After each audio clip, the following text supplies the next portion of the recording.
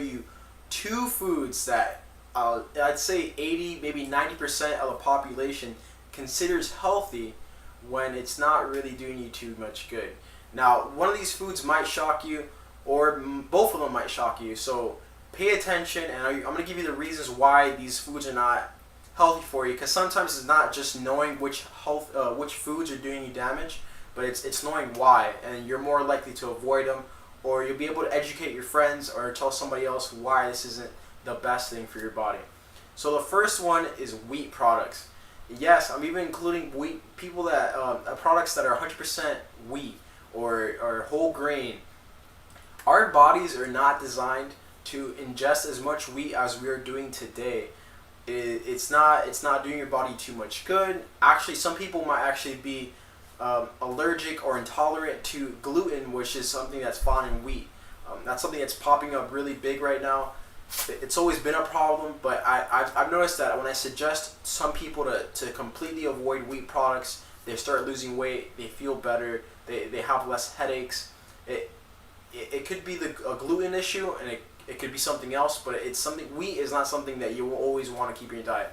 Maybe once a week, maybe twice a week, but that's it. You shouldn't be eating so much wheat.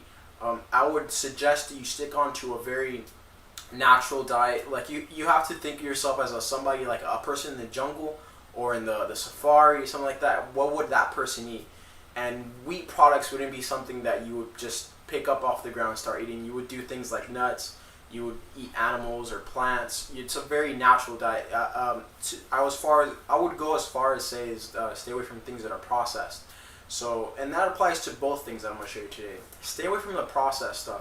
The more you do with the fresh food, the fruits, vegetables, the meats, the better you're going to do with your body, and I promise you that. So pay attention to that. So the second thing is fruit juice. So many people say that fruit juice is good for you. Just drink a lot of it, drink it all the time, vitamin C, this and that.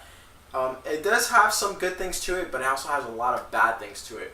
One being that most fruit juices today in the grocery store, they're mostly sugar. And I'd say about 90% of them are fake juice. They're not even the real stuff. They're just flavored or from concentrate, and it's not doing yourself any good. So you want to stay away from juices. And another reason why is fiber. When you eat, let's compare orange juice to oranges. When you eat an orange, you're getting all that fiber in your system too. And there's a slower release of sugar into the body, which prevents an insulin spike. Now, if you don't know too much about insulin, I suggest you look into that, because that could be a key difference in you losing weight. You don't want your body to go through an insulin spike. So with fruit juice, two bad things: no fiber, and you're getting a huge insulin spike because it's mostly all sugar, and some of it is mostly fake. So if you avoid these two things in your diet, and I know people watching this are like, oh, fruit juice, I always thought that was good for you. Well, now you know it's not that good for you. And wheat products. I would suggest you stay away from wheat products at max maybe once or two times a week, and that's it. Stay away from processed carbs. You never really want to do too big on that. So if you like the information that you found today, this was two worst foods that make you fat, and one of them might shock you, and it just wasn't one, it was both of them. So if you want more information from